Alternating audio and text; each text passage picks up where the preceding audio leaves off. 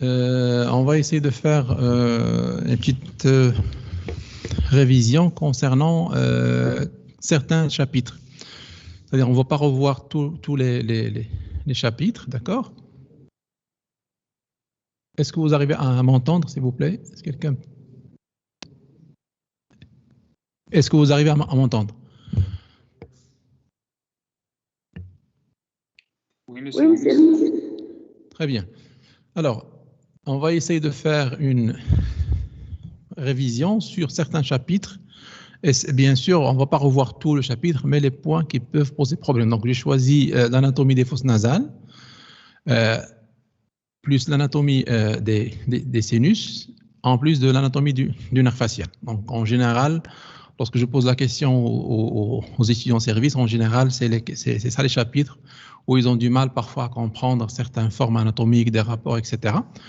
Donc, le premier chapitre qu'on va revoir, c'est l'anatomie du nez et des fosses nasales. Donc, comme je l'ai dit dans l'introduction, les fosses nasales sont deux cavités aériennes qui appartiennent aux voies aériennes supérieures, qui sont creusées au niveau du massif facial. Donc, en général, ça comporte le nez, en plus des fosses nasales proprement dites. Voilà, donc le nez, je pense, il est simple.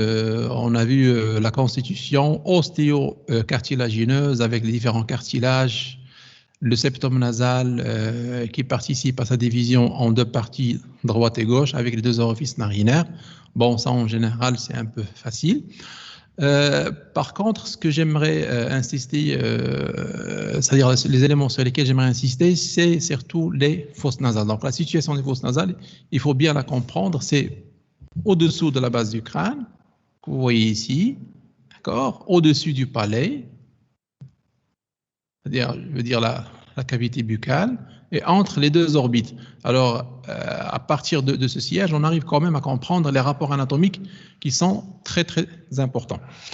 Alors, deuxième point, le septum nasal. C'est quoi le septum nasal? C'est un mur, si vous voulez, entre parenthèses, c'est un mur ostéocartilagineux. C'est-à-dire, il est formé du cartilage septal en avant, d'une partie de l'éthymoïde, ce qu'on appelle la lame perpendiculaire de l'éthymoïde, et du vomère. Les trois éléments sont unis par des sutures et ils forment une barrière qui va séparer les fosses nasales en deux parties.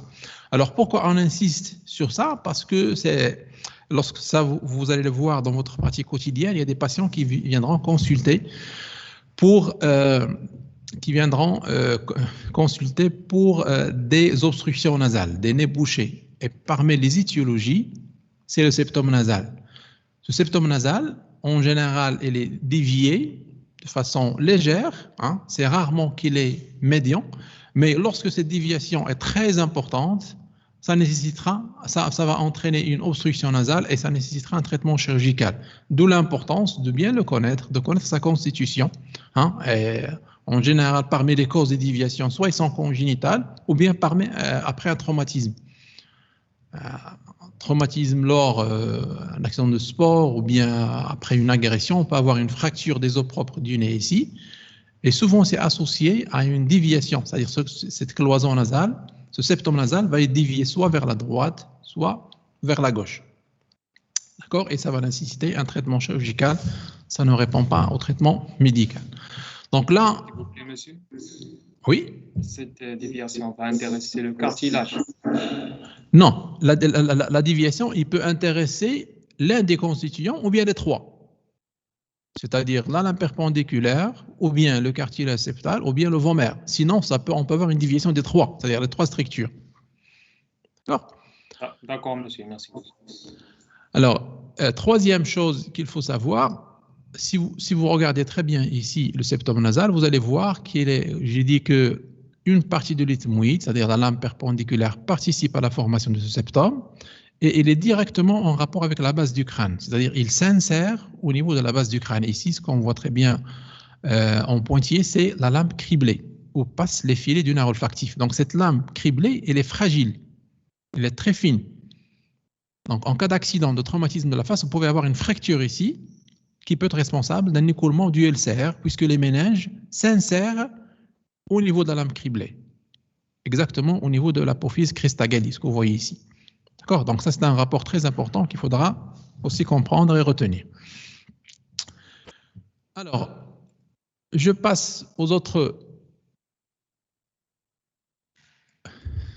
éléments. Donc, on a vu les parois des fosses nasales avec le septum nasal. Maintenant, la paroi externe.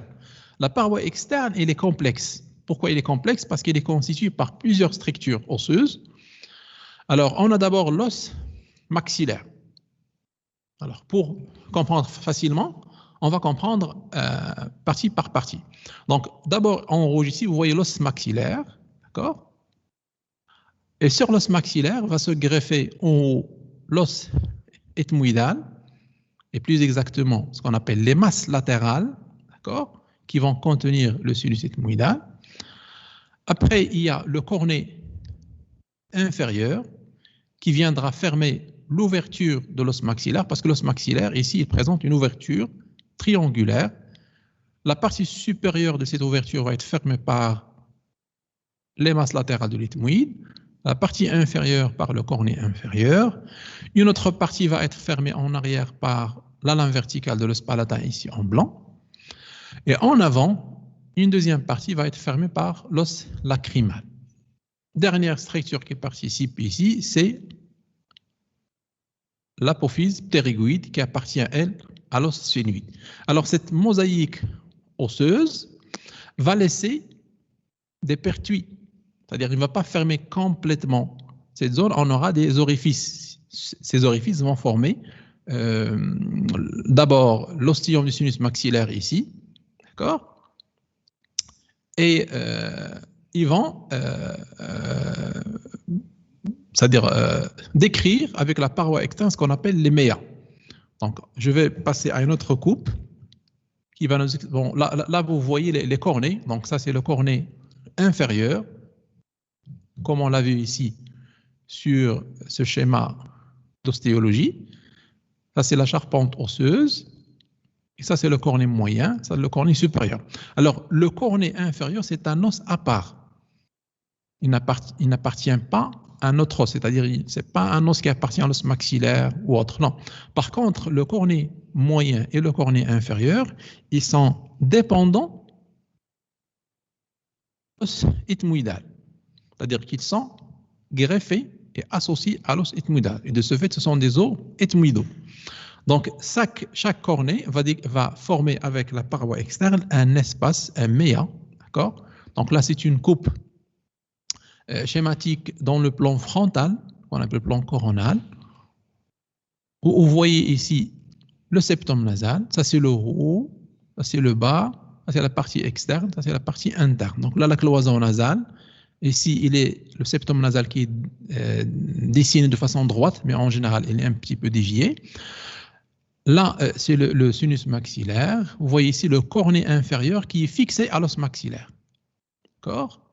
Et entre le cornet et la paroi, vous avez le méa inférieur où s'abouche le canal lacrymonasal. C'est-à-dire que les larmes, ils vont s'écouler au niveau du méa inférieur. Après, en haut, vous avez le cornet moyen qui forme avec la paroi externe le méa moyen. Et ici, on voit l'abouchement du sinus maxillaire, l'ostium sinus maxillaire, avec l'abouchement aussi des cellules ethmoïdales antérieures qui n'est pas démontré sur ce schéma. Au-dessus, il y a le cornet supérieur qui va former lui aussi le méa supérieur où vont se drainer les cellules ethmoïdales postérieures. Donc le tout est recouvert par une muqueuse et ça donne cet aspect-là. Lorsqu'on examine les fosses nasales à l'endoscopie ou bien à la rhinoscopie, on voit une muqueuse rose, d'accord, propre. Pourquoi il est propre? C'est vrai que c'est une muqueuse qui est du type respiratoire et sécrétante. Normalement, on devrait avoir des sécrétions, mais elle est propre parce qu'il y a un épithélium, d'accord? Il y a ce qu'on appelle un tapis mucociliaire qui va drainer toutes les sécrétions, aussi bien de la muqueuse nasale que de la muqueuse sinusienne, vers le cavum en arrière et qui va passer, être dégluti avec les sécrétions pharyngées. Voilà, donc lorsqu'on fait l'examen endoscopique, on rentre par la narine, on voit très bien le cornet inférieur en premier, Lorsqu'on remonte en haut, on voit le cornet moyen avec sa tête, sa queue, d'accord? Et puis le cornet supérieur qui est difficilement visualisable, mais si le patient est coopérant et qu'on utilise une anesthésie locale, on peut le voir. Voilà, donc ça, concernant les constituants de la paroi externe, avec les cornets et les méas. Alors, pourquoi on insiste sur ça? Parce que cette paroi externe, c'est la paroi d'exploration clinique. C'est une paroi qui est annexée au sinus. Vous savez que les sinus sont souvent sujets à des maladies infectieuses et inflammatoires, ce qu'on appelle les sinusites. Donc, lorsqu'on va explorer cette paroi, ça va nous aider à faire le diagnostic des sinusites. Donc, on va explorer les méas pour voir est-ce qu'il y a un écoulement, par exemple, de pus ou de sécrétion, est-ce qu'il y a des polypes. 1 et 2, en même temps, c'est des voies d'abord chirurgicales. Par exemple, pour traiter le sinus maxillaire, on peut passer directement du méa moyen, ouvrir l'ostium du sinus maxillaire, et on est déjà dans le sinus maxillaire pour faire des exérèses, des prélèvements bactériologiques, anatomopathologiques, etc. Même chose pour l'ethmoïde. Lorsqu'on veut aborder l'ethmoïde antérieur, on peut rentrer par le méa moyen. D'accord? Voilà. Donc, c'est une paroi d'exploration clinique. C'est une paroi qui constitue une voie d'abord chirurgicale. D'accord? Et c'est une paroi qui a des rapports très importants avec les orbites. Et de ce fait, les sinusites, ça explique pourquoi les sinusites infectieuses peuvent donner une extension au niveau de l'orbite, d'accord, en dehors, ou même parfois au niveau de l'endocrâne. Alors, un point que j'aimerais expliquer aussi, c'est le trou sphénopalatin, ce qu'on voit ici. Donc, le trou, comme son nom l'indique, sphéno par rapport au sphénoïde, palatin par rapport à l'os palatin. On a dit que la lame verticale de l'os palatin participe à la formation de la paroi externe des fosses nasales. Donc, ces deux structures délimitent un orifice où passe l'artère sphénopalatine qui vascularise la majeure partie des fosses nasales. Donc, lorsque vous allez entendre lorsque vous allez devenir médecin, entendre parler d'épistaxis postérieure, hein, c'est-à-dire un saignement nasal postérieur, en général, ça provient des branches de cette artère. Ça veut dire qu'il est tout proche du trou sphénopalatin. Et parfois, le chirurgien, il est amené à aller chercher ce trou pour retrouver l'artère et aller la ligaturer, c'est-à-dire l'obstruer pour qu'il y ait plus passage de sang et arrêter l'hémorragie. Voilà, donc la lame perpendiculaire de l'os palatin s'articule en arrière avec l'apophyse ptérygoïde, et l'apophyse ptérygoïde participe à la formation aussi bien de la paroi externe ainsi que des orifices postérieurs de la fosse nasale, ce qu'on appelle les coanes, qui délimitent, qui constituent la limite entre en arrière le rhinopharynx et en avant les fosses nasales. Alors, si vous avez des questions au fur et à mesure, vous pouvez les poser. Comme ça, on pourra expliquer et détailler de plus en plus. Alors, on a déjà parlé de la paroi supérieure, donc on va reprendre. La paroi supérieure, elle est formée d'avant en arrière par l'os frontal. D'accord ? La lame criblée de l'ethmoïde, comme on a dit, l'os ethmoïdal. Donc, je vais reprendre un autre schéma pour expliquer l'os ethmoïdal. Excusez-moi. Ah, on voit très bien l'os ethmoïdal ici.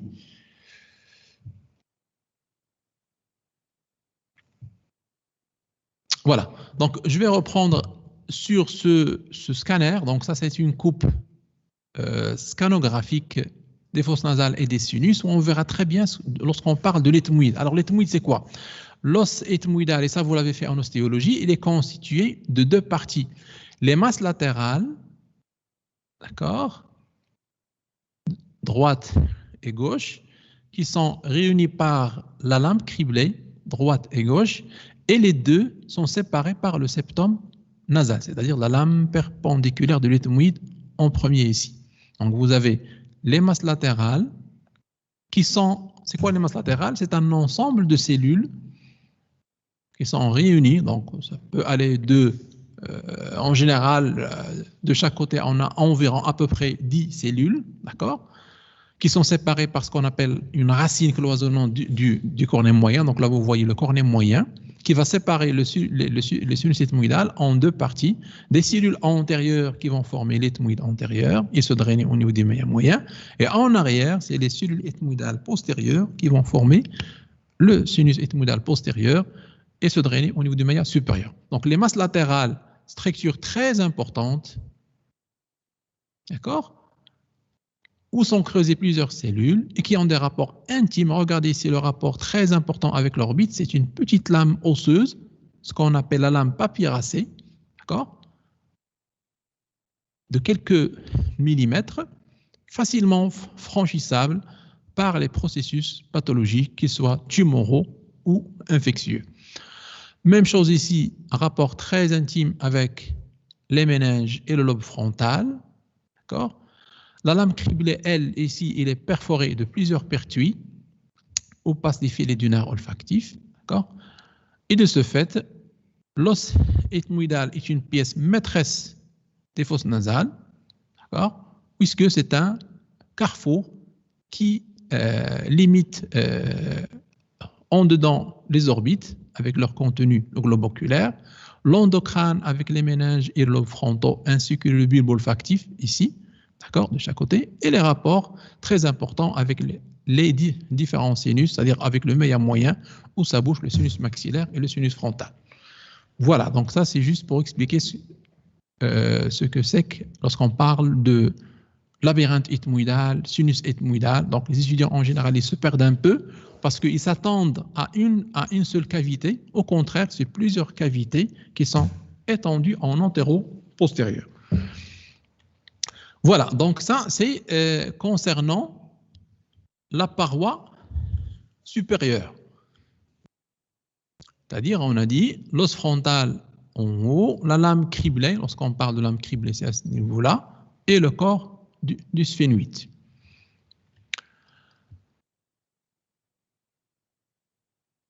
Alors, les orifices, bon, les orifices sont très... Oui? Les coins, d'accord.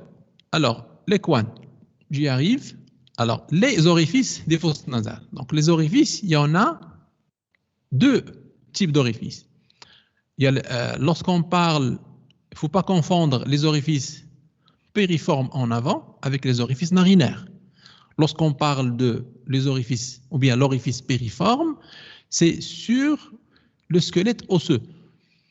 Mais lorsqu'on remet les éléments cartilagineux, c'est-à-dire le cartilage alaire, le cartilage triangulaire, le cartilage septal, avec le revêtement cutané et muqueux, on parle des orifices narinaires. C'est ce qu'on a vu au début. Je vais remettre le schéma qui montre ça. D'accord? Voilà, donc ça c'est le nez, c'est la pyramide nasale. Ces orifices-là, on les appelle les orifices narinaires. Lorsqu'on enlève cette partie cartilagineuse et membraneuse avec la peau, on retrouve ça. Voilà. Donc ça, c'est les orifices, ou bien l'orifice périforme, ce qu'on appelle exactement l'ouverture périforme. Pourquoi périforme? À la forme d'une poire, d'accord? Et qui est séparée par un squelette osseux, à l'un perpendiculaire de l'ethmoïde. Voilà, donc ça concernant l'orifice antérieur des fosses nasales. Maintenant, les coins. Alors, les coins, il y a un schéma ici en dernier qui montre très bien ça.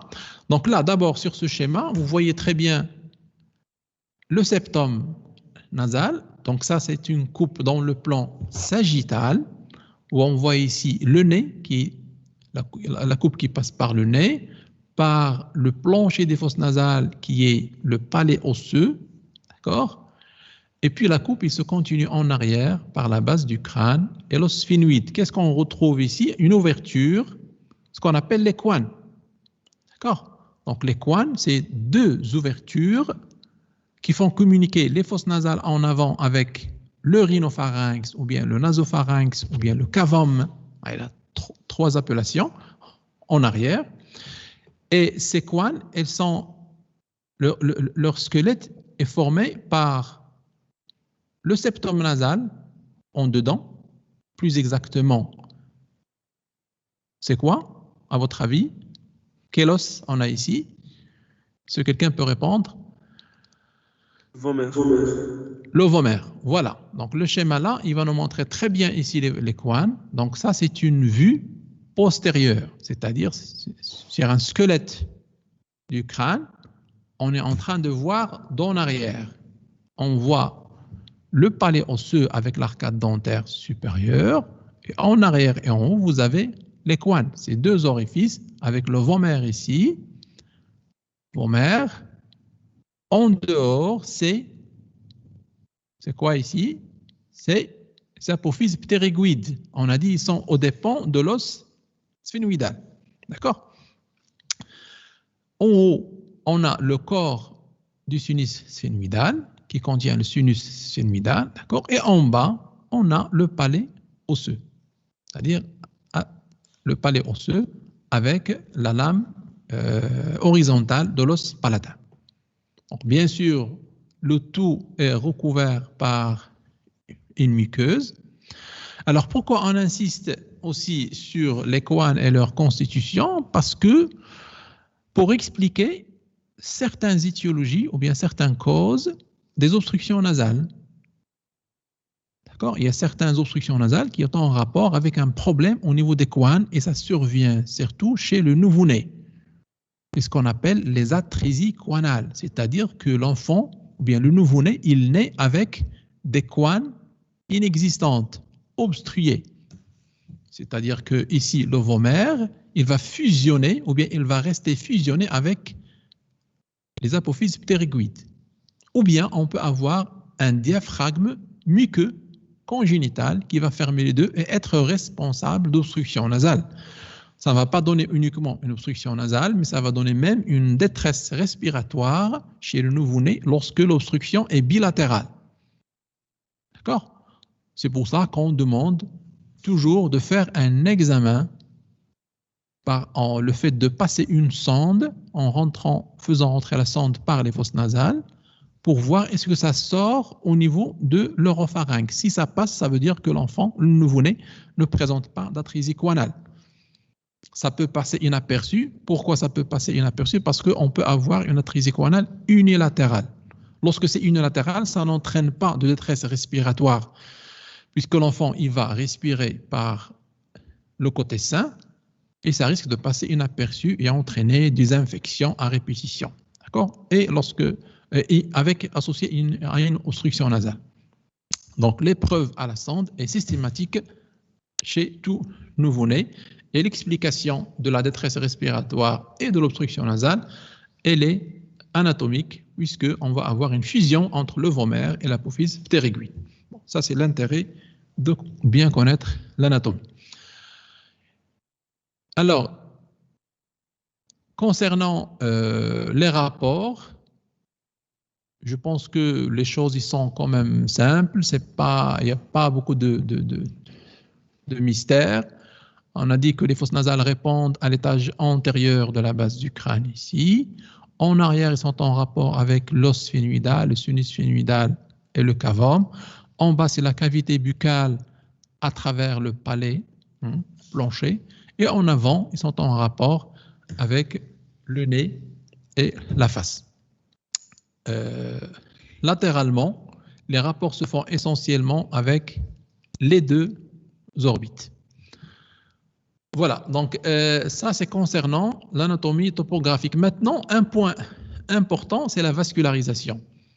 Alors, pourquoi on va insister sur la vascularisation des fosses nasales? Comme je l'ai dit au début, on peut avoir ce qu'on appelle des saignements, c'est ce qu'on appelle des épistaxis. Raf, déjà, d'accord? Donc, lorsque quelqu'un saigne par les fosses nasales, il faut avoir une idée sur la vascularisation des fosses nasales pour pouvoir comprendre, pour pouvoir chercher. On dit en médecine qu'on ne cherche, on ne trouve que ce qu'on cherche et on ne cherche que ce qu'on connaît. Donc, un patient qui saigne au niveau de fosse nasale, il peut saigner au niveau du septum, au niveau de sa paroi externe, au niveau des couanes, etc. Donc la vascularisation, il nous donne une idée sur les points qui peuvent saigner. Donc la vascularisation des fosses nasales est assurée essentiellement par l'artère sphénopalatine. Bon, c'est une artère qui est aux dépens de l'artère carotide externe et qui pénètre au niveau des fosses nasales par le trou sphénopalatin. Sphéno par rapport au sphénoïde, palatin par rapport à l'os palatin, et qui est postérieur, qui va donner des branches au niveau de la paroi externe, des branches au niveau du septum, d'accord? Deuxième élément qui vascularise des fosses nasales, c'est les artères ethmoïdales qui sont tributaires du système carotidien interne par le biais de l'artère ophtalmique. Donc vous avez l'artère ethmoïdale ici qui provient des orbites et qui traverse le sinus ethmoïdal. Même chose pour l'artère ethmoïdale postérieure, et les deux vont assurer une partie des fosses nasales, la vascularisation d'une partie des fosses nasales et surtout au niveau de sa partie antérieure. Alors, la particularité, c'est qu'au niveau du septum nasal, il y a une anastomose qui se fait au niveau du septum nasal, au niveau de la muqueuse du septum nasal. C'est une zone de fragilité, d'accord, et qui détermine ce qu'on appelle la tache vasculaire. Alors, cette zone, elle est responsable, ou bien il est le siège de la plupart des épistaxis que vous allez voir dans votre pratique. La majeure partie des personnes qui ont des épistaxis vont saigner à ce niveau-là. D'accord? Mais avant de retenir que le patient, le point de saignement ici, il faut examiner toute la muqueuse des fosses nasales, que ce soit au niveau du septum, au niveau des cornets, au niveau de la paroi externe, pour rechercher d'autres pathologies qui peuvent être sérieuses, telles des tumeurs, qu'elles soient bénignes ou malignes. Donc cette tache vasculaire, ce qu'on appelle la tache vasculaire de Kisselbach, va nécessiter en général ce qu'on appelle une cautérisation. Et le diagnostic, il est très facile ici, il suffit de faire une rhinoscopie. Vous allez voir ici l'aspect d'une rhinoscopie antérieure lorsqu'on examine les fosses nasales. Vous avez ici, ça c'est une fosse nasale droite, où on voit la tête du cornet inférieur, en dehors, le plancher des fosses nasales, et ici vous avez le septum nasal. Donc en général, la tache vasculaire, c'est à ce niveau-là. Et vous voyez déjà qu'il y a des vaisseaux en aspect rose, des vaisseaux bifurcants. Ça c'est la zone de la tache vasculaire. Lorsqu'il saigne, vous avez des vaisseaux ici qui sont turgescents, hein. Vous allez pouvoir voir même des points, des caillots de sang présents, et ça vous oriente vers le siège du saignement. Voilà, donc pour le reste, en général, c'est facile, donc ça on en a parlé déjà, hein. Ça c'est sur une coupe frontale. Il faut essayer de retenir cette image, parce que dans votre pratique, lorsque vous demandez un scanner, on vous donne en général ces coupes-là, hein. Donc, il faut être capable d'interpréter au moins sur le plan anatomique normal les différentes structures. Vous avez ici une coupe frontale dans le plan frontal, ou bien ce qu'on appelle une coupe coronale, où on voit très bien ici les deux fosses nasales séparées par la cloison nasale, d'accord? Les deux cornets inférieurs qui s'insèrent sur l'os maxillaire, le cornet moyen, d'accord? Le cornet supérieur, on ne le voit pas ici parce qu'il est en arrière. Donc là, cet espace-là aérien, c'est le méa moyen où ça bouche ici, le canal lacrymonasal. Le cornet moyen avec le méa moyen. Et puis, comme on a dit, les deux masses latérales, les deux sinus ethmoïdaux, d'accord? La lame criblée, lame très fine, qui fait partie du toit des fosses nasales. Alors, un autre point que j'aimerais expliquer, c'est les voies lacrymonasales. Quel est le rapport entre les voies lacrymales et les fosses nasales? Deux choses. D'abord, le canal lacrymonasal qui draine les voies lacrymales traverse la paroi externe des fosses nasales. Et on a dit que parmi les constituants osseux de la paroi externe des fosses nasales, il y a l'os lacrymal, ici en vert. D'accord? À partir de son nom, on comprend qu'il recouvre une partie du canal lacrymonasal. D'accord? Donc, le canal lacrymonasal passe c'est-à-dire fait suite au sac lacrymal qui se trouve à ce niveau-là, qui est recouvert par une partie du cornet moyen, passe en dehors du canal lacrymal et puis il s'abouche au niveau de ce méa. Ça, c'est le cornet inférieur qui constitue le méa inférieur en bas et le canal lacrymonasal va s'aboucher au niveau du méa inférieur. Alors, pourquoi on insiste sur ça?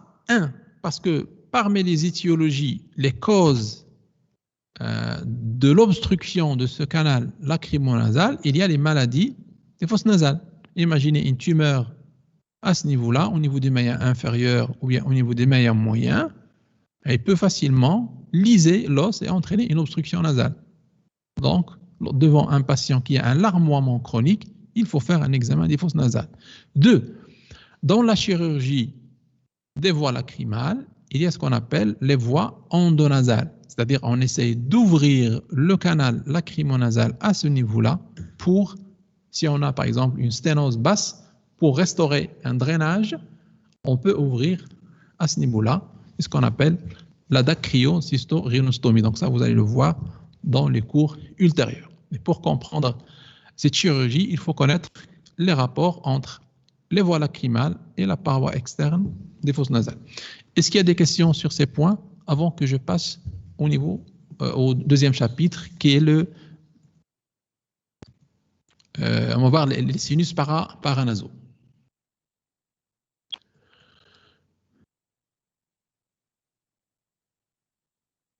Alors, deuxième chapitre, c'est l'anatomie des sinus paranasaux.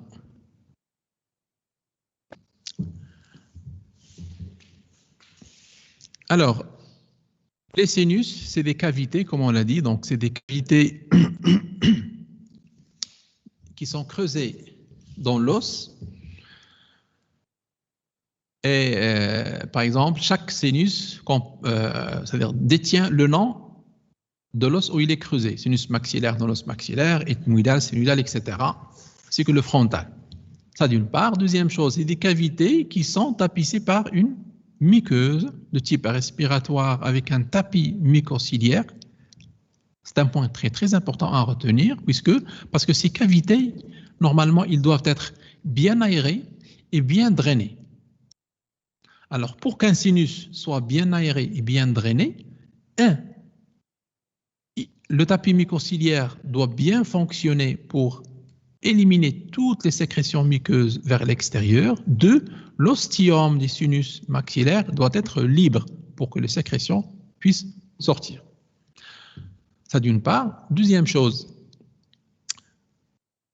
il faut retenir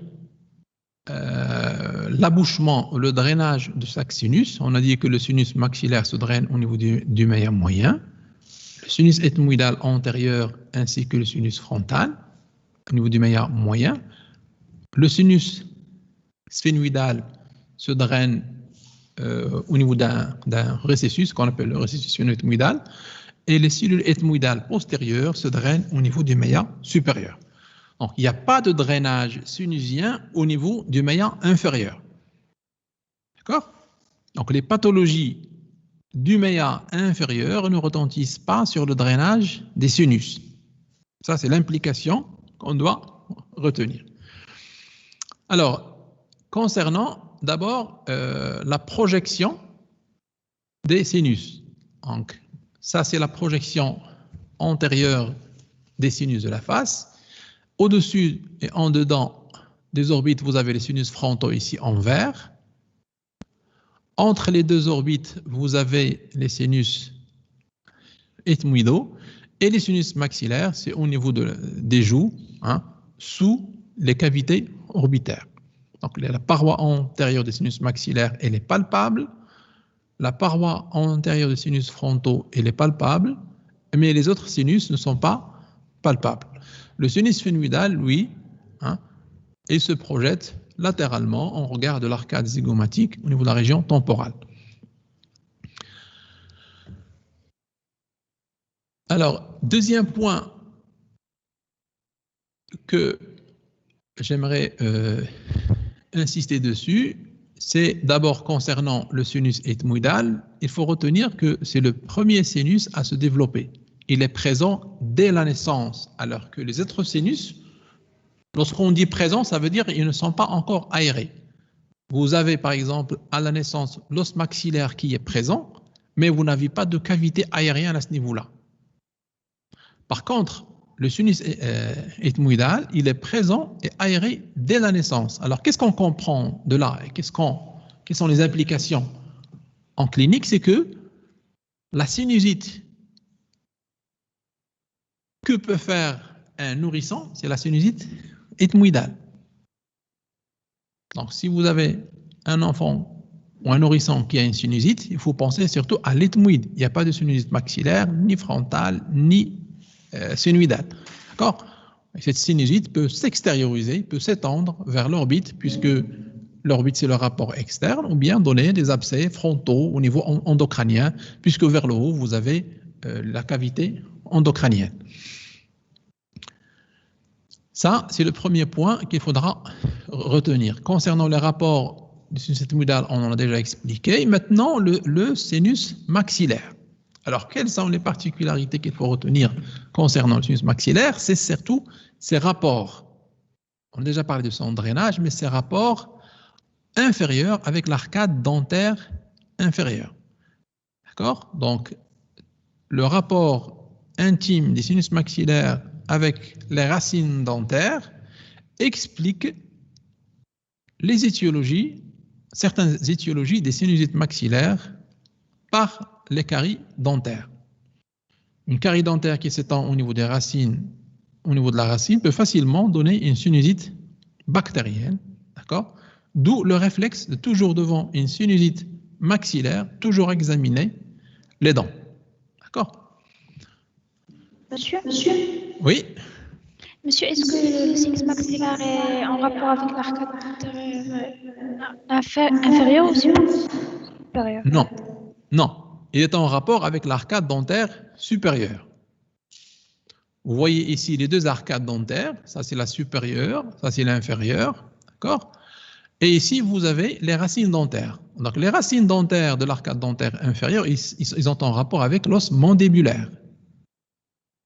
Par contre, les racines dentaires, oui?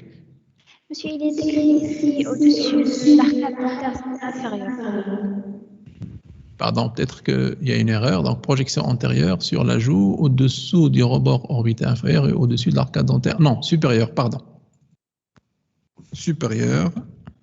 D'accord, merci, monsieur. Supérieur. Voilà, très bien. Bonne remarque. D'accord? Donc, j'aimerais bien que vous arriviez à comprendre ça, à retenir ça. Donc, le sinus maxillaire n'est pas en rapport avec tous les dents de l'arcade dentaire, mais avec certaines dents. C'est ce qu'on appelle les dents sinusiennes. Et plus exactement, la première, la deuxième prémolaire, la première et la deuxième molaire. Donc ça, c'est le plus commun, le plus fréquent chez toute personne. Mais il y a certains sinus maxillaires qui sont hyperpneumatisés. Et à partir de là, ils peuvent avoir des rapports avec, par exemple, la première prémolaire, la canine, ou bien même parfois avec la dent de sagesse en arrière. D'accord? Mais retenez que c'est surtout ces trois dents, ce qu'on appelle les dents sinusiennes, qui sont en rapport avec le sinus maxillaire.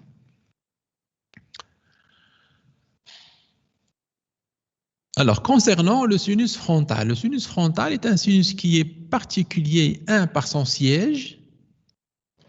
C'est le sinus le plus haut, d'accord, et le plus antérieur. Donc, il est aux dépens de l'os frontal, comme vous voyez ici. Il est accessible à la palpation, c'est-à-dire que lorsque vous mettez votre main sur l'os frontal au-dessus de l'orbite, là, vous êtes directement sur la paroi antérieure du sinus frontal. Certaines tumeurs, certains sinusites du sinus frontal vont donner un bombement ici au niveau du front, d'accord? Ça va constituer des tumefactions, des bombements inflammatoires, parfois douloureux, et c'est en rapport en général avec des sinusites bactériennes ou même des tumeurs. Deuxième chose, le drainage du sinus frontal se fait au niveau des meilleurs moyens à travers un canal, ce qu'on appelle le canal nasofrontal. Ce canal nasofrontal traverse le sinus ethmoïdal. Alors, vous remarquez que le meilleur moyen draine le sinus frontal, le sinus ethmoïdal antérieur et le sinus maxillaire. Donc, si on a un problème, une pathologie X au niveau du meilleur moyen, ça va gêner le drainage de ces trois sinus.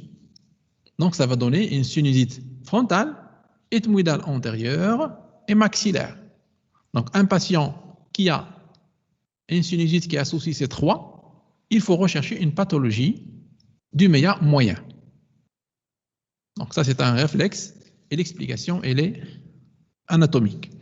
Deuxième chose, le sinus frontal, il a des rapports très intimes avec l'endocrine, puisque sa paroi postérieure, qui est très fine, hein, la paroi antérieure, elle est très épaisse, elle est résistante, mais la paroi postérieure, elle est fine, hein, et l'infection peut s'étendre en cas de sinusite facilement vers les méninges, l'endocrine, et donner des méningites, des empyèmes, des abcès cérébraux.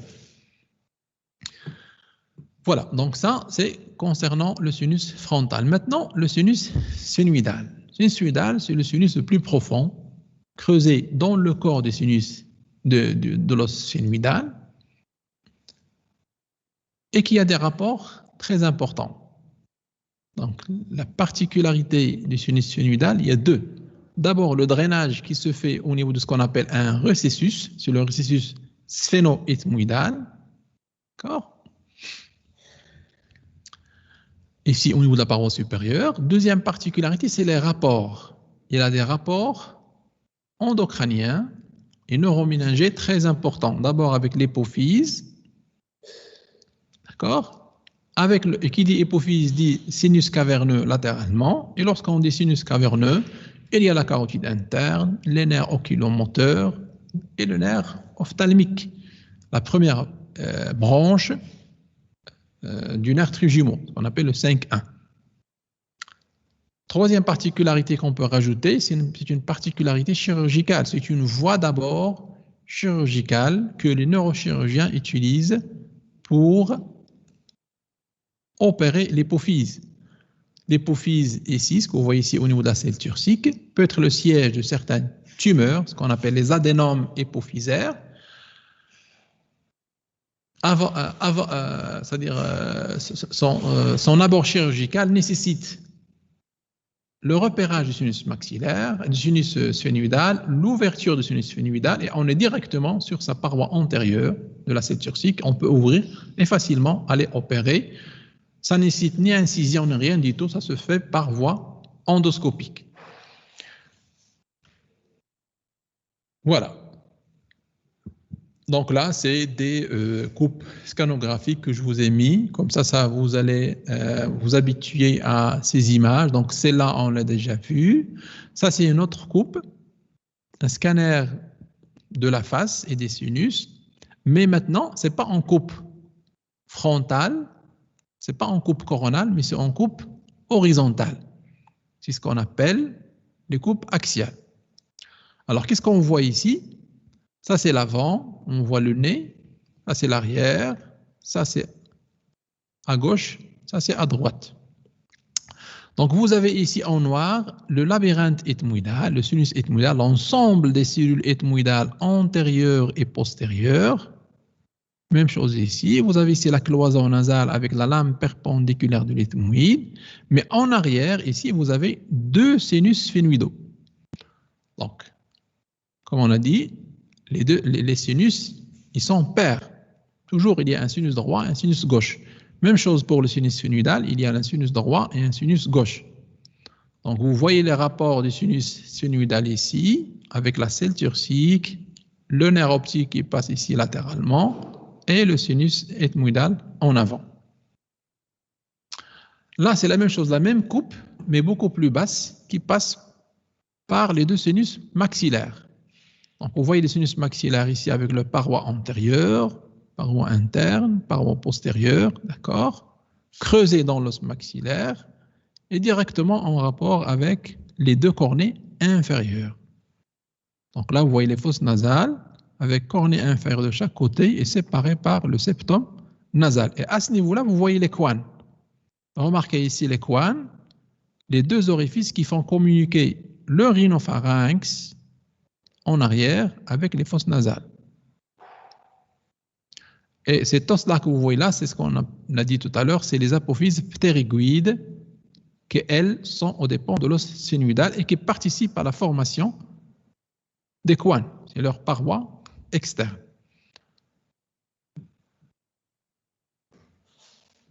Alors là, toujours, c'est une coupe toujours horizontale, axiale, mais qui est très haute et qui passe par les deux sinus frontaux qui sont séparés par une cloison intersinusienne. Là, c'est une autre coupe, mais là, c'est une coupe qui est sagittale des fosses nasales, où vous voyez l'os frontal vertical, l'os frontal horizontal, et dans cet os frontal, il est creusé le sinus frontal. Donc, vous voyez ici en arrière l'endocrâne, et en avant, c'est juste la peau avec le tissu sous-cutané. Vous voyez, le sinus frontal, il est accessible à la palpation, mais il est exposé aussi au traumatisme.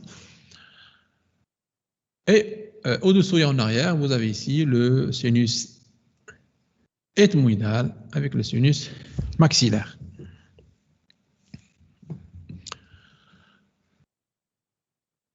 Voilà, donc ça, je pense que ça c'est la même chose, ça c'est bien documenté dans les différentes figures. Voilà, donc un petit mot sur la physiologie, et ça on le dit au début. Retenez très bien le tapis mucociliaire qui tapisse normalement tous les sinus, d'accord, et qui permet un drainage vers les méas. D'accord. Pour qu'un sinus soit bien aéré, bien ventilé, il faut que la muqueuse soit normale, pas d'inflammation. Il faut que le tapis mucociliaire soit fonctionnel et il faut que l'ostium au niveau des méas soit libre. Chaque sinus possède un ostium, il doit être perméable. Comme ça, on peut avoir une élimination des sécrétions sinusiennes. Alors, quel est le rôle des sinus? D'abord, on dit qu'ils allègent la tête. Ce sont des cavités de résonance pour la voix. Qu'est-ce que ça veut dire, des cavités de résonance pour la voix? Ça, on le comprend lorsqu'on a une sinusite. Bon, je pense que pas mal de personnes parmi vous ont déjà eu des sinusites. Lorsqu'on a une sinusite, on ressent que notre voix elle a changé. Pourquoi? Parce que les sinus, maintenant, ils sont comblés et remplis par du liquide. Donc, le fait que la voix change lorsqu'on a un liquide dans le sinus, ça veut dire qu'on a perdu cette résonance de la voix qui se fait au niveau des sinus. Et ça altère la qualité de la voix. C'est pour ça qu'on dit que les sinus sont des cavités de résonance. Troisième chose, et ça a été découvert récemment, c'est la production de l'oxyde nitrique. Donc, les cavités sinusiennes produisent un gaz, ce qu'on appelle l'oxyde nitrique, et qui est éliminé dans les fosses nasales et après, au moment de l'inspiration, elle passe dans les voies aériennes inférieures et qui a un effet bronchodilatateur, c'est-à-dire il dilate les bronches, il aide à mieux respirer et en même temps, il a un rôle anti-infectieux et antimicrobien, aussi bien sur les virus que sur les bactéries.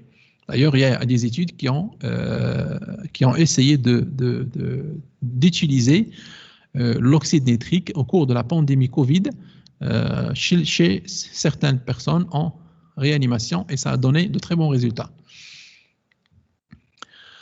Alors, l'exploration des fosses nasales et des sinus, comme on l'a vu, peut être faite par le scanner, par l'imagerie et aussi par l'endoscopie.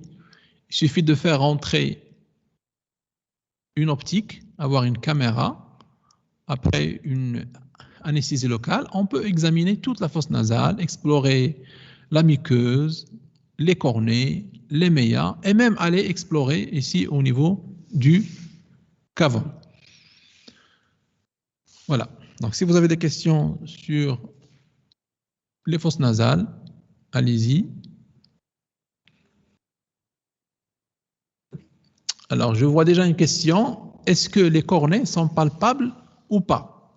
Alors, les cornets, ils ne sont pas palpables. Si vous essayez d'introduire votre doigt dans votre nez, vous n'allez pas toucher les cornées.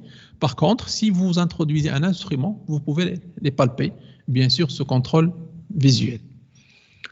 Alors, les cornées, ils participent. Alors, c'est quoi leur rôle? C'est l'humidification, puisqu'ils sont tapissés par une muqueuse, donc ils vont participer à l'humidification de l'air inspiré et au réchauffement de l'air inspiré. Lorsque vous inspirez, vous ne sentez pas, si par exemple vous êtes dans une zone froide, vous ne ressentez pas la froideur de l'air au niveau des poumons. Pourquoi? Parce que c'est déjà réchauffé par la muqueuse nasale, la muqueuse des cornées, qui est très vascularisée et qui permet le transfert de la chaleur à l'air inspiré.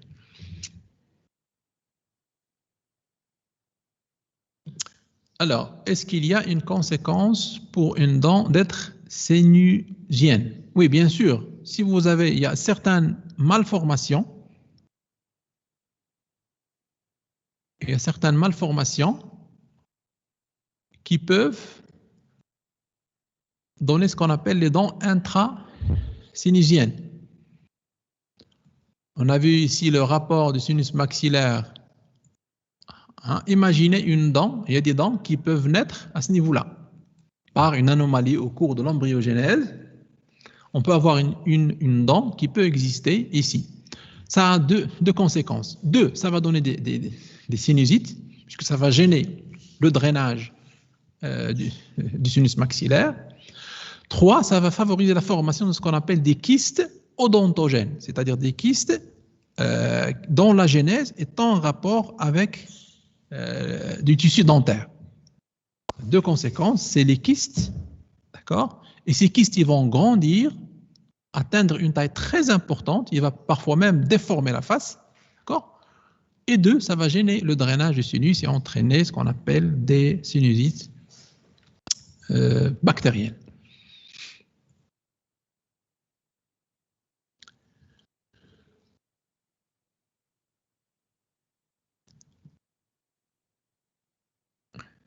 Alors, maintenant, on va essayer de voir la dernière question avant de passer aux certains QCM, on va voir le nerf facial.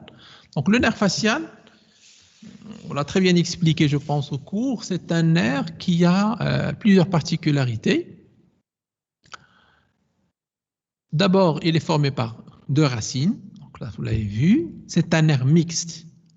Mais lorsque je dis mixte, ça ne veut pas dire qu'il comporte uniquement une fonction motrice et une fonction sensitive. En plus, il a une fonction sensorielle et végétative. Troisième particularité, c'est qu'il a un trajet intra-osseux qui est assez lent. Je pense que ça, c'est particulier au nerf facial. Il a un trajet qui est très lent dans l'os temporal et il a des rapports très complexes. D'abord en endocrinien, au niveau de l'os pétreux, et au cours de sa sortie, et après sa sortie, c'est-à-dire au cours de sa division au niveau de la loge parotidienne. Alors là, c'est les noyaux du nerf facial. Donc on a dit qu'il y a le contingent moteur, végétatif au niveau du tronc cérébral. Le contingent sensitivo-sensoriel, c'est au niveau des ganglions géniculés, puisque ici les fibres, ils sont afférents. C'est-à-dire qu'ils ramènent des informations de la périphérie vers le centre. C'est comme les fibres sensitives. D'accord? Les nerfs sensitifs, ils sont des noyaux extra-cérébraux. D'accord? Alors, un point très important concernant le nerf facial moteur. Alors, lorsque vous allez voir des patients qui ont des paralysies faciales, vous allez voir deux types de paralysie. Le nerf facial, il assure la motricité de la face. Entre autres, il assure la fermeture de l'œil, ce qu'on appelle la fermeture palpébrale. Et lorsque ce nerf ne marche pas, lorsqu'il y a une paralysie faciale, le patient aura du mal à fermer ses yeux. C'est ce que vous voyez ici. Vous avez ici des yeux qui sont ici. C'est le côté sain. L'œil est fermé. Là, le patient n'arrive pas à fermer l'œil. Mais il y a un deuxième type de paralysie faciale où le patient va avoir la face déviée, comme le cas ici, une déviation de la face vers le côté sain, puisque le côté sain tire, maintenant il est plus fort que le côté malade, et il tire vers lui, et ça donne une asymétrie de la face. Mais dans un deuxième type de paralysie faciale, le patient pourra fermer l'œil. Il a une paralysie faciale, mais il arrive à fermer son œil. C'est-à-dire que la face, il est déviée, mais il arrive à fermer l'œil. Alors, c'est quoi l'explication ici?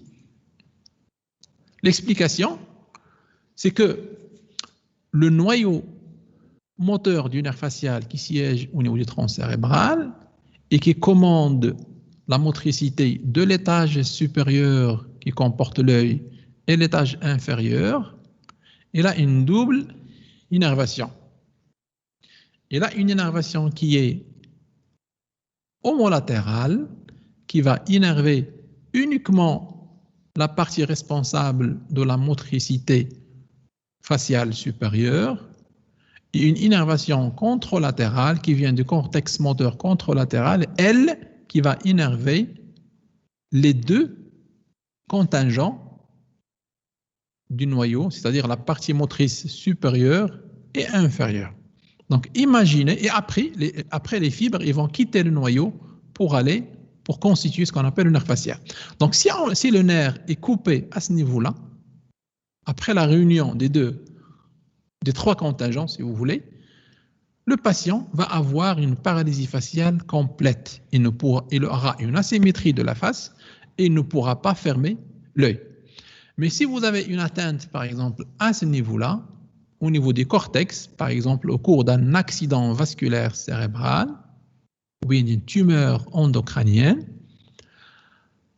alors la partie inférieure du noyau ne va rien recevoir, donc on aura une paralysie complète au niveau du territoire inférieur, mais la partie qui est responsable de l'innervation de l'étage supérieur de la face, c'est-à-dire la fermeture de l'œil, va être assurée puisque il y a toujours cette innervation homolatérale qui est persistante. Alors, si on comprend ça, et qu'on voit un patient qui a une asymétrie de la face et un problème, anomalie, absence de fermeture de l'œil, on va dire qu'il a une paralysie faciale périphérique. C'est-à-dire que le problème se trouve au niveau du tronc du nerf. Si vous avez un patient qui a une asymétrie de la face, qui oriente vers une paralysie faciale, mais qui arrive à fermer son œil, là, vous allez dire qu'il a une paralysie faciale centrale. Ça touche le système nerveux central. Ça va nous aider dans les investigations, les examens qu'on va faire après. Donc ça, c'est un point qu'il faudra retenir et comprendre. Et si vous avez des questions, vous les posez, on pourra y répondre. Voilà, donc troisième chose que je vais expliquer, ça c'est une vue endocrânienne de la base du crâne. Vous avez ici l'os temporal avec le rocher où il y a le conduit auditif interne et où le nerf facial va pénétrer après sa sortie ici dans le conduit auditif interne accompagné du nerf cochléaire et du nerf vestibulaire. Après, il va passer à partir du conduit dans le canal de Fallope et à partir de là, il est dans le canal osseux où il va décrire les segments qu'on a déjà, dont on a déjà parlé. Donc là, on va avoir trois segments, le segment labyrinthique, le segment tympanique. Les deux sont reliés par le genou du nerf facial où naît le nerf grand et petit pétreux. Et après, vous avez la portion mastoïdienne, d'accord, qui va donner la corde du tympan et le muscle stapédien. Et entre la portion tympanique et la portion mastoïdienne, vous avez le coude du facial. Alors là, il faut savoir que le nerf facial a des rapports très importants avec l'oreille interne et l'oreille moyenne. Si on comprend ça, on comprendra pourquoi certains patients qui ont des otites chroniques font des paralysies faciales. Si le patient a une otite chronique agressive qui n'a pas été traitée ou bien qui a été maltraitée, le patient risque de faire une paralysie faciale. Et ça va être une paralysie faciale de type central ou périphérique.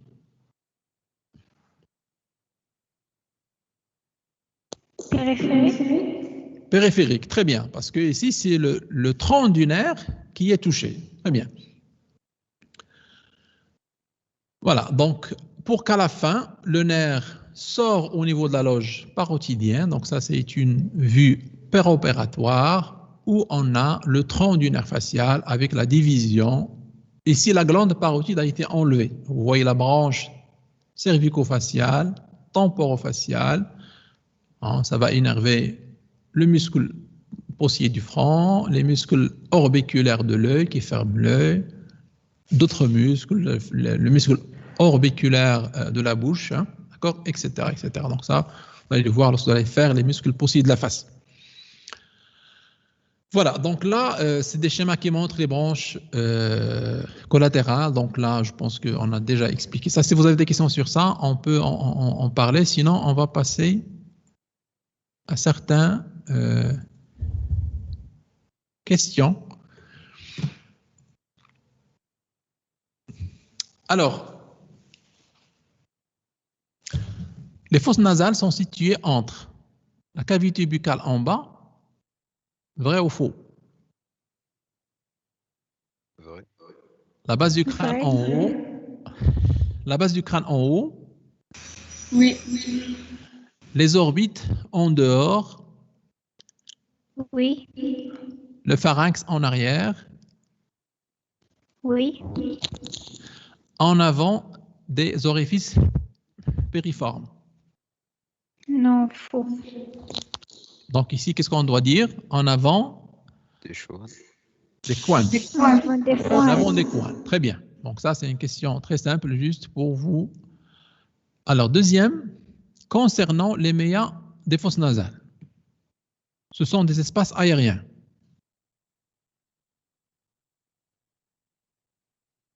Est-ce que c'est des espaces aériens?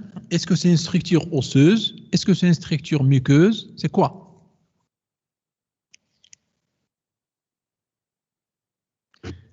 Alors, les méas, ce sont des espaces aériens. C'est des espaces aériens avec des parois. Par exemple, si on veut parler du méa inférieur, c'est un espace aérien situé entre le cornet inférieur en dedans et le sinus maxillaire en dehors. D'accord? Mais entre le cornet et le sinus maxillaire, c'est un espace aérien. D'accord? C'est un couloir aérien. Même chose pour le méa moyen. Entre le cornet moyen en dehors et le sinus ethmoïdal et maxillaire, entre le cornet moyen en dedans et le sinus maxillaire et ethmoïdal en dehors, vous avez un espace aérien appelé le méa moyen. D'accord? Et sur ces parois du méa, sa bouche, il y a des orifices. Le canal lacrymonasal en bas, ça bouche au niveau du méa inférieur. Le sinus frontal, les cellules ethmoïdales antérieures et le sinus maxillaire, ça bouche au niveau du méa moyen. Alors, ils sont situés entre les cornets et le septum nasal. Faux. Très bien, parce qu'ils sont, voilà, ils sont situés en dehors des cornets, pas en dedans des cornets. Ils sont au nombre de 3. Oui, vrai. Oui, et le sinus frontal se draine au niveau du méa supérieur. Faux. Non, au niveau du méa moyen. Moyen. Le méa inférieur draine la voie lacrymale. Oui, c'est Voilà, juste. donc ça on l'a déjà dit. Donc là, c'est juste un rappel, plus d'explications. Donc on a dit ici le cornet inférieur. Vous voyez ici, ça c'est un espace aérien, c'est le méa. D'accord? Même chose ici, le méa moyen, méa supérieur. Voilà. S'il vous plaît, monsieur. Oui, Ils ne sont pas tapissés par une muqueuse. ils sont tapissés par une muqueuse. Toutes les cavités des fosses nasales et sinus sont tapissées par des muqueuses. Là où il y a de l'air, il y a de la muqueuse qui tapisse les parois. D'accord? D'accord, monsieur. Merci. Alors ici, je vois une question. Alors, pardon, excusez-moi. Est-ce qu'une atteinte de la partie supérieure du noyau donnera une paralysie de la partie supérieure de la face avec la partie inférieure qui restera saine? On va revenir pour expliquer ça au schéma sur le nerf facial. Donc, mademoiselle, bien monsieur, j'ai pas vérifié.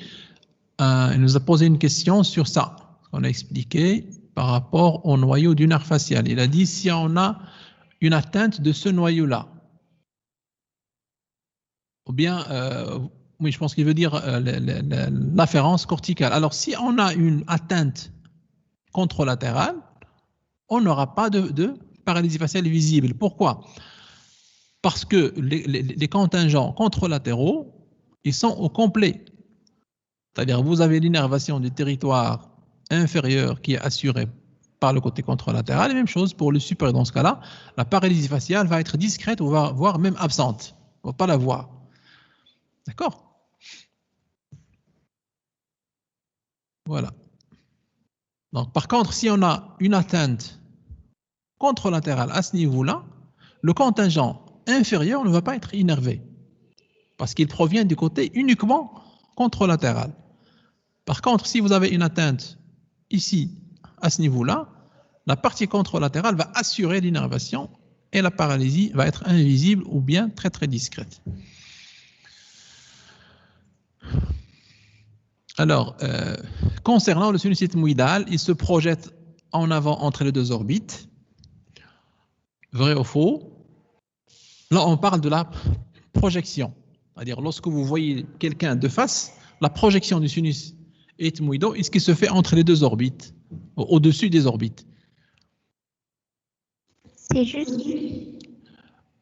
Oui, très bien. Étant en rapport en dehors avec les orbites. Bon, ça c'est évident, c'est la même chose. Il se draine au niveau du méa supérieur et moyen. Oui, c'est juste. Très bien. Donc, les deux sinus ethmoïdaux, l'antérieur au niveau du méa moyen, le postérieur au niveau du méa supérieur. Il est composé de plusieurs cellules, donc ça on l'a déjà dit. Le premier sinus a se développé dès la naissance. Donc ça, j'ai insisté sur ça au début. Donc c'est le premier sinus à se développer à la naissance. Alors, si je vous demande par exemple, quels sont les constituants de la paroi externe des fosses nasales? Je parle ici du squelette.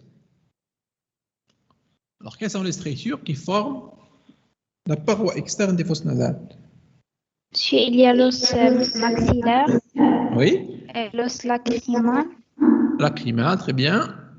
le cornet supérieur et moyen de l'os ethmoïdal, le cornet inférieur, Oui. l'apophyse thyroïde et l'os palatin. La lame, pas tout l'os palatin, mais la lame perpendiculaire de l'os palatin. La lame verticale. Voilà. Alors, quels sont les rapports du sinus sphénoïdal? On va dire, par exemple, les rapports supérieurs et postérieurs. Parce que les antérieurs, c'est évident, c'est les fosses nasales. Mais les rapports supérieurs et postérieurs.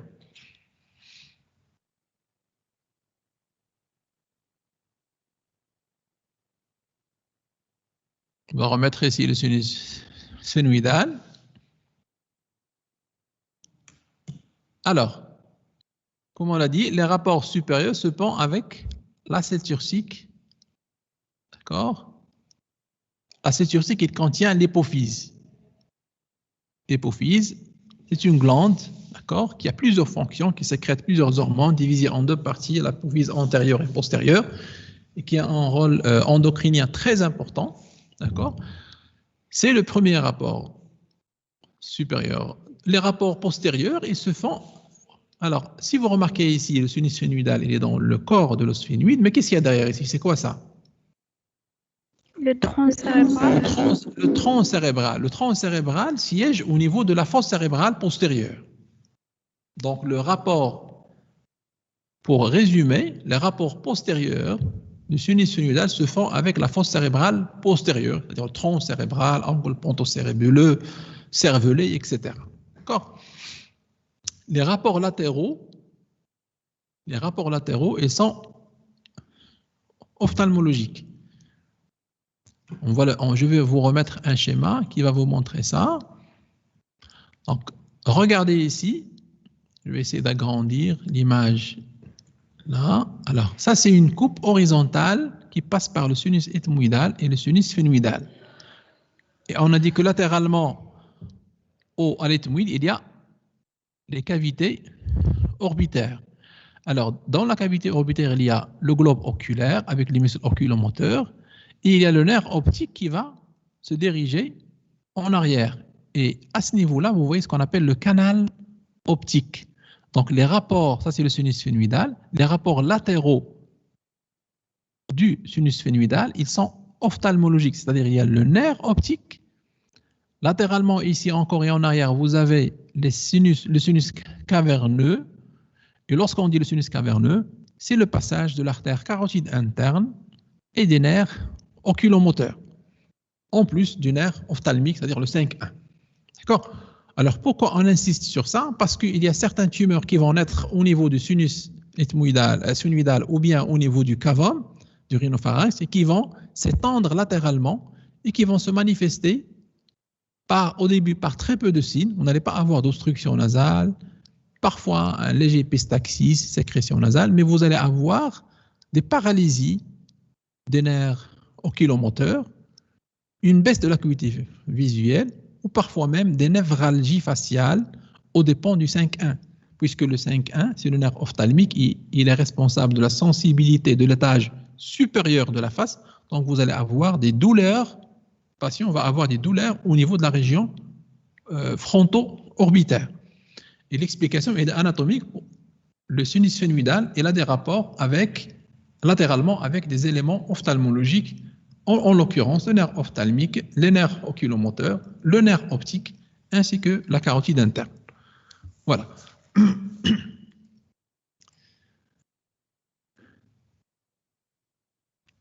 Alors, on va voir s'il y a d'autres questions. Alors, est-ce que possible d'avoir une paralysie de la partie basse du visage sans parler de la partie haute? Oui, bien sûr, puisqu'on a dit, ça c'est ce qu'on a dit au début, lorsqu'on a une paralysie centrale, d'origine centrale, ça veut dire qu'on va avoir une fermeture palpébrale qui est présente, mais on aura une asymétrie de la face, c'est-à-dire la face va être divisée vers le côté contralatéral. Ça veut dire que la paralysie, il touche le territoire inférieur de la face, la partie basse de la face. Ah, c'est la réponse à Lily Daniel, d'accord?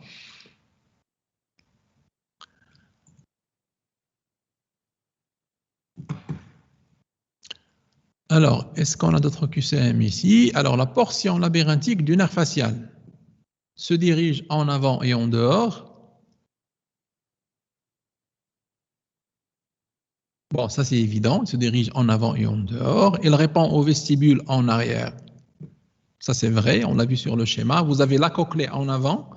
On parle de la portion labyrinthique du nerf facial. Vous avez la cochlée en avant et en arrière, vous avez le vestibule. Et se continue par la portion mastoïdienne? Non, c'est la portion tympanique. Pourquoi on dit tympanique? Parce qu'il est en rapport avec la caisse du tympan. Il chemine dans le conduit auditif interne. Non, C'est faux. c'est faux. La portion labyrinthique chemine dans le canal de Fallope. On a déjà quitté, à ce niveau-là, on a déjà quitté le conduit auditif interne. Dans le conduit auditif interne, le nerf facial est accompagné par l'artère auditive interne et par le nerf cochléo-vestibulaire, mais lorsqu'il passe dans son canal, il est seul. La première portion, c'est la portion labyrinthique. Pourquoi on l'appelle labyrinthique? Parce qu'il est en rapport avec le labyrinthe osseux, c'est-à-dire la cochlée en avant, bien le limaçon, et en arrière, vous avez le vestibule. Est-ce qu'il y a d'autres QCM ici? Alors, le nerf facial assure les fonctions suivantes. L'innervation des muscles orbiculaires de la face. Oui, juste. Voilà, donc les muscles orbiculaires de l'œil et l'orbiculaire des lèvres. L'innervation des glandes lacrymales. C'est juste.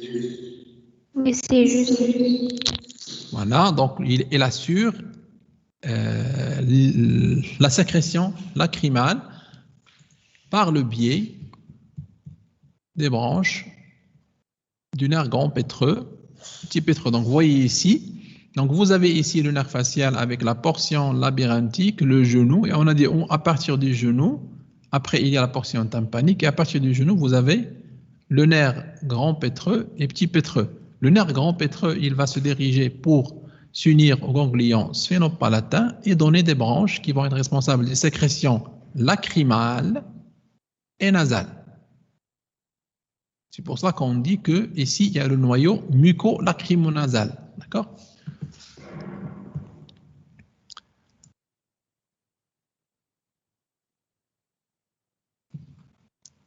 Il est responsable de la sensibilité de l'étage inférieur de la face.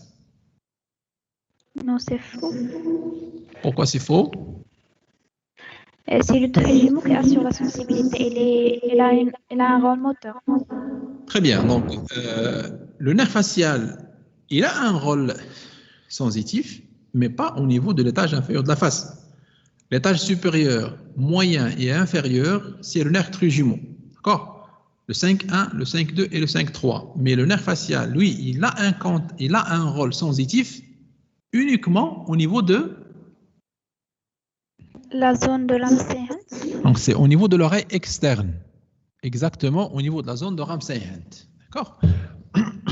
Voilà, donc ça, c'est un lapsus que les étudiants parfois confondent. Lorsqu'ils entendent nerf facial, ils retiennent qu'il est responsable de la sensibilité de la face. Ça, c'est faux. Gustation des 2 tiers antérieurs de la langue. Oui, c'est juste. Très bien, parce que le tiers postérieur, il est au dépend du nerf glossopharyngien. L'innervation des muscles masticateurs. Non. Alors, qui va énerver les muscles masticateurs? Le trijumeau. C'est le 5.3. C'est le trijumeau par le biais de sa 3e branche. Voilà.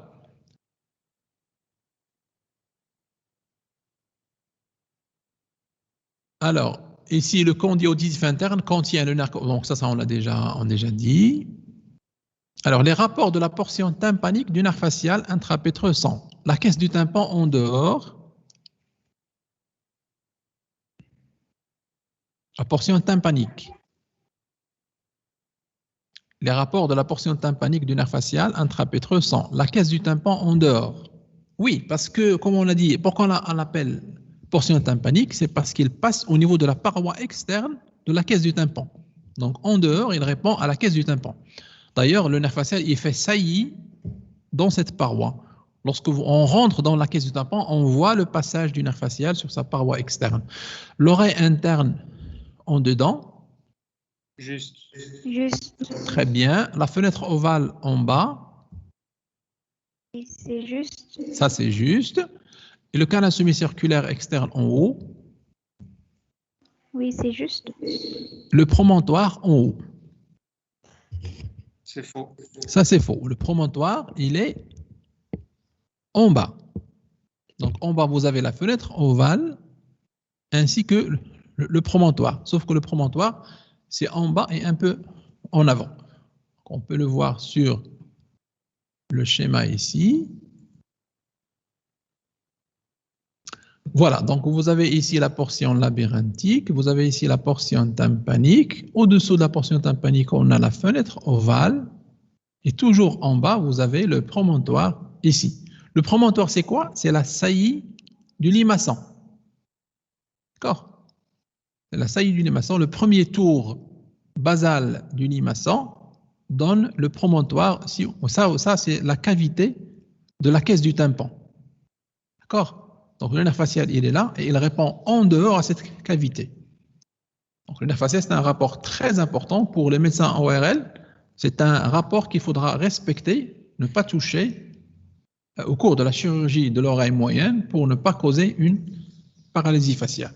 Et vous voyez que ici, le nerf, il est dans son propre canal, il est seul, il n'est pas accompagné par les autres nerfs. Au contraire, au niveau du conduit auditif interne ici, il est accompagné par le nerf cochléo-vestibulaire, ce qu'on avait ici. Donc, il y a un autre schéma. Alors, voilà, très bien. Donc là, vous avez la fosse cérébral postérieur au niveau de l'angle ponto-cérébelleux. On voit très bien ici le nerf facial, l'artère auditive interne, et ici vous avez, on voit une partie du nerf cochléo-vestibulaire qui pénètre au niveau des conduits auditifs internes. Ici, c'est une coupe cadavérique, on a ouvert le toit du conduit auditif interne et on voit que le paquet acoustico-facial est recouvert par les méninges. Ça veut dire qu'il y a encore du LCR dans le conduit auditif interne. Et ça explique, en cas de fracture parfois du rocher, on peut avoir un écoulement du LCR qui va se faire vers l'oreille moyenne et parfois s'extérioriser au niveau des conduits auditifs externes si on a une perforation tympanique. Voilà. Donc je pense que j'ai terminé. Si vous avez des questions à la fin.